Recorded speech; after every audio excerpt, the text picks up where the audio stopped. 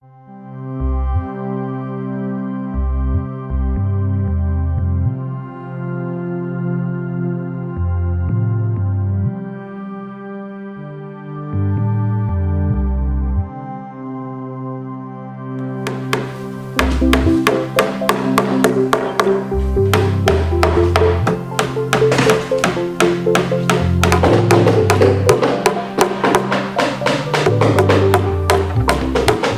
real education is just that I was here in Los Angeles, and that it was provincial in a certain sense, but in another sense there were just all kinds of really fascinating people here.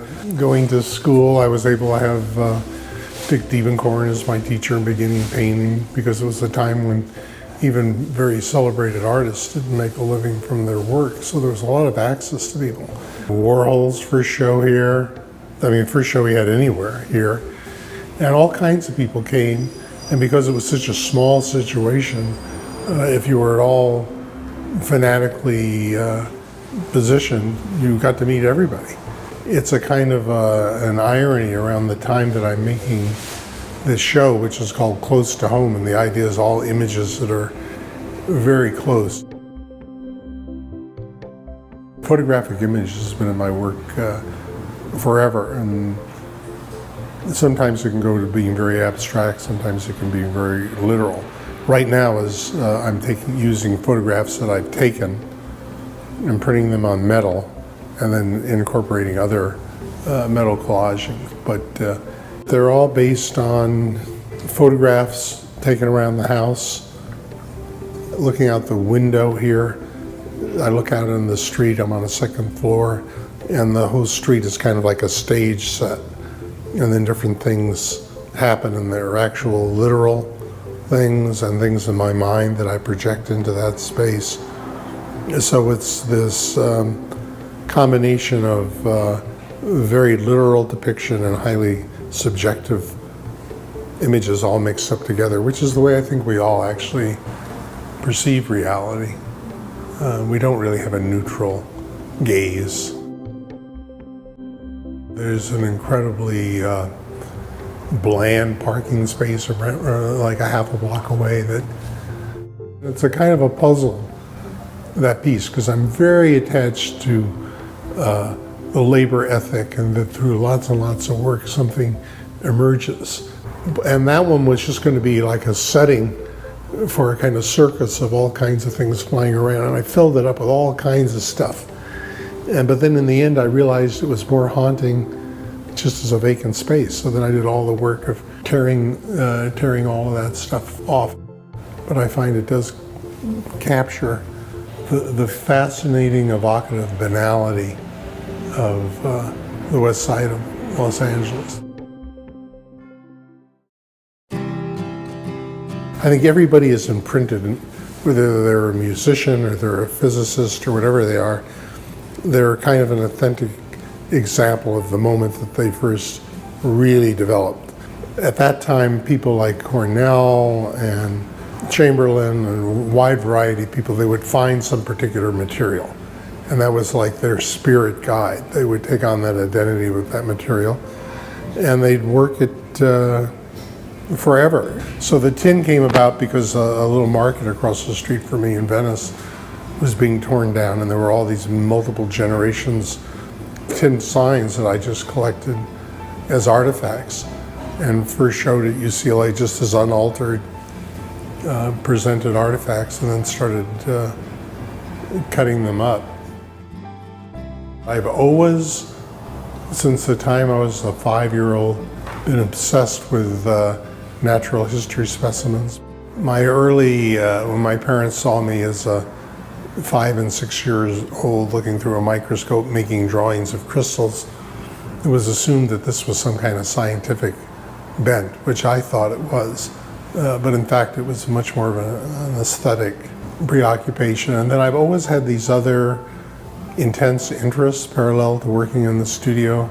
In the late 60s, I got out of art teaching at UCLA and got involved with collecting and dealing in rare Navajo textiles, most particularly to all the leading, almost all the leading guys in gals in New York. And then I formed the Membrace Foundation in 1976, dedicated to preserving this great painting tradition from the 12th century in southern New Mexico. About 15 years ago, I got very obsessed with hand axes and other early man tools, things, the first artifacts. And all these things resulted in exhibitions, ongoing research projects, collaborations with others, done not because it was good for me or because I thought it was going to enrich my art, but just because it's what I was attracted to. It's all a big scavengering, collecting process. And it's all ongoing. I mean, it really surprises me that I'm more intensely involved with all these interests now than I ever have been, and that my ideas and insights have changed a lot. It's my only 19th century painting is this wonderful Courbet. Having one actual work by anybody makes such a strong imprint as opposed to just knowing their works from publications or from retrospectives. It's a big privilege to have an actual object to look at. I'm still close to and friendly with the people who I was involved with 50 years ago. Yeah, there's souvenirs of close friendships from over the years, absolutely. You don't have to know people for them to be a central influence, but the people whose studios you hang out in and whose work you watch evolve over a long time have the greatest influence. And strangely, I've always been very close to minimalist artists. David Novros and Bryce Martin in New York, and Frank Stella and Donald Judd, all those are people I spent a lot of time with. Then here in LA, Kenny Price and Ed Moses most particularly, and McCracken. It's a wonderful part of the whole process, this dialogue and interaction with people. It's all very enriching.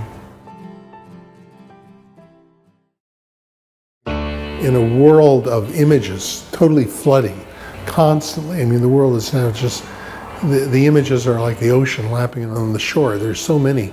But the artworks that don't move, they remain the same.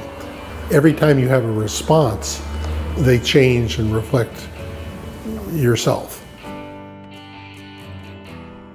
The work right now is very explicitly, personally referential. Age is a factor now. At 73, with so many of my beloved friends who are older than I was dying, and their work still being around, that's a factor right now in my own work, thinking about that sense of celebrating life but being aware of mortality, your own body, and hidden images that are there, and the things that are in your head that come out in the process of making art.